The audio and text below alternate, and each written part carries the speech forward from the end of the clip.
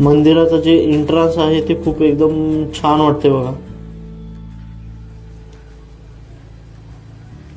मंदिराच्या आतून खूप छान वाटत आहे. चारही बाजूने प्रकाश येतोय, हवा आहे, एकदम हलका आणि प्रसन्न वाटते. आणि समोर विठ्ठल रुक्मिणीची मूर्ती दिसते, खूप सुंदर आहे. पाहताच मन शांत होते. खरंच सांगायचं तर इथे बसून थोडा वेळ इथेच बसावं असं वाटतं. तर मित्रांनो, आपण दर्शन घेऊन बाहेर आलो आहे आणि मंदिराच्या समोर बघू शकता केवढा मोठा परिसर आहे. असं वाटतं की स्वर्गात आलोय. इथून असं वाटतं की पैसे वसूल झालेले आहे. किती स्वच्छ गार्डन होतं. आता आपण मंदिराच्या खाली बाजूला येऊन आपण प्रदक्षिणा घालत आहोत.